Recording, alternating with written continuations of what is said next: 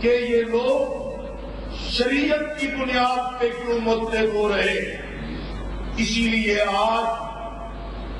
پھر یہ ایک چیلنج موجود ہے کہ سماج میں امن معاہدہ سبوتاژ کیا جا رہا ہے. امریکی خوشبودی کے لیے پاکستان کی فوج آپریشن سے واپس آنے کے بعد پھر سے آپریشن کی تیاری کر رہی ہے. ہم سمجھتے ہیں اس آزمائش اس چیلنج کے مقابلے کے لیے راستہ اس کے سوا کوئی نہیں کہ امن معاہدہ یہ نظام عدل کا ریگولیشن جو رائے عامہ کی خواہش و تمنا ہے اس کو برقرار رہنا چاہیے. اس پہ عمل ہونا چاہیے. اس سے منحرف ہو کے کسی اور آپشن پہ کام کیا تو یہ پاکستان نہیں امریکی ایجنڈے کی تکمیل ہو. اسی طرح ہم صوفی محمد صاحب، صوفی فضل اللہ صاحب، مسلم خان صاحب، عزت خان صاحب، ان سارے خانوں سے کہتے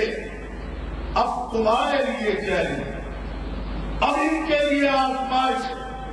کہ اس معاہدے کے مطابق سوات کو ایک مثالی علاقہ بنا. امن کے اعتبار سے، جان مال عزت کے اعتبار سے، معاشی فلاحی لوگوں کی خدمت کے اعتبار سے یہ سوات کا علاقہ ایک مثالی علاقہ بنے گا تو یقینی طور پہ پاکستان کے عوام کے لیے تقویت کا باعث بنے. اگر یہ شریعت اور دین کی بات پالے، گن پوائنٹ کو بندوق کی نالی سے، بندوق کی گولی سے انسانوں کو جمن کے ساتھ، طاقت کے ساتھ زیر کرنا چاہیں گے تو یہ ناپائیدار آشیانہ ہو. اس پہ پائیداری نہیں ہوگی. شریعت تو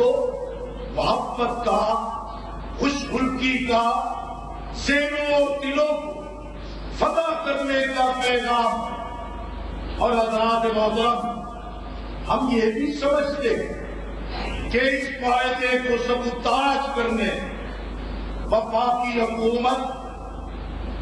ANP کی حکومت اور اب اللہ کے فضل و کرم سے پاکستان مسلم لیگ نون کی قیادت کو بھی امریکی دھمکیاں اشیر بات آ رہی کہ یہ سارے مل کے اس معاہدے سے اپنے آپ کو وِڈرا کر. حضرات محترم، صوفی محمد صاحب نے فرمایا، اور یہ بھی ایک بڑا چیلنج اہل دین کے درمیان کھڑا ہوا کہ یہ آئین غیر شرعی ہے، یہ پارلیمنٹ غیر شرعی ہے، یہ جمہوریت دین کے مطابق نہیں ہے. میں سمجھتا ہوں کہ صوفی صاحب کے اس موقف کی تعریف نہیں کی جا سکتی. ان کے موقف میں کوئی مضبوط دلیل نہیں، استدلال کی طاقت نہیں. ممکن ہے کہ میں نہ معلوم پاکستان کا آئین شریعت کی بنیاد پہ، جس میں قرارداد مقاصد، اقتدار اعلیٰ، رب تعالیٰ کی ذات کو تسلیم کیا گیا، ریاست کا مذہب اسلام تسلیم کیا گیا،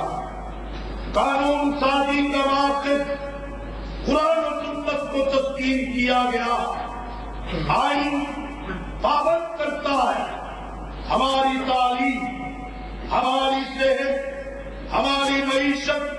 ہمارے انتظامی ڈھانچے کا نظام قرآن و سنت کے مطابق. آئین پابند کرتا ہے کہ اپنی تشکیل کے بعد 10 سال کے اندر ان امور کی تکمیل ہو. میرے بھائیو، کوئی یہ سمجھتا ہے کہ مغربی جمہوریت مادت کی آزاد جمہوریت مغرب کی پارلیمنٹ مشترکہ طور پہ مل کے اکثریت کے ساتھ مرد کی مرد سے شادی، عورت کی عورت سے شادی،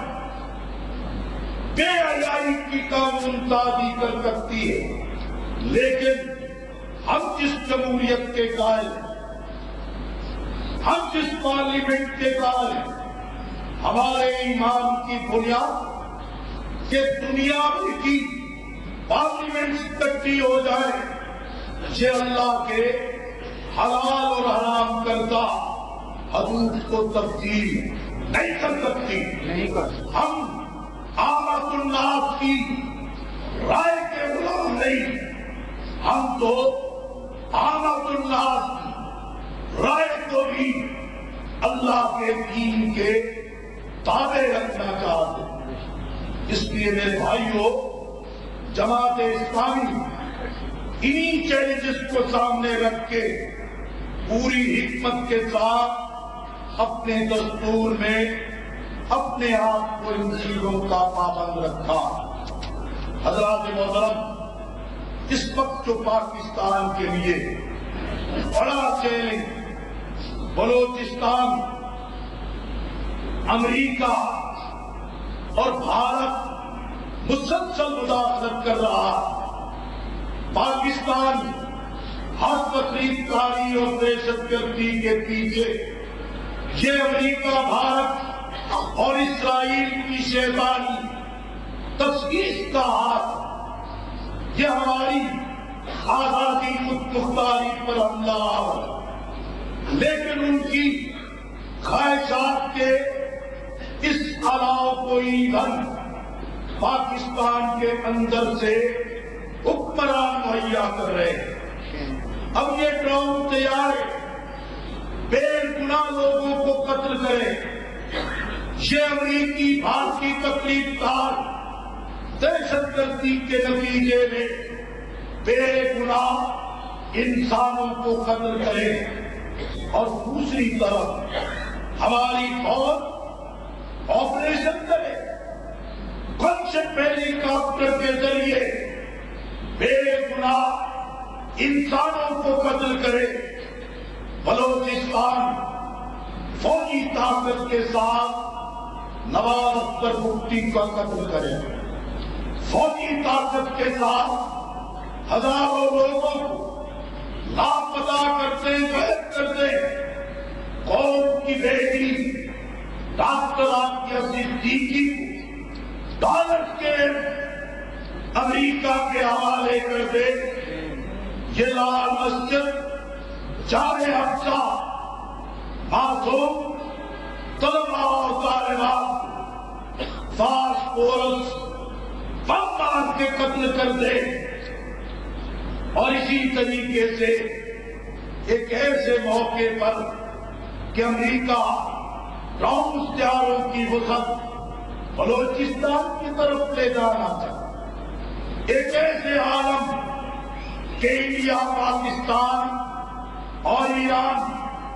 گیس پائپ لائن کے معاہدے کر رہا، انڈیا امریکی لوری پاک سول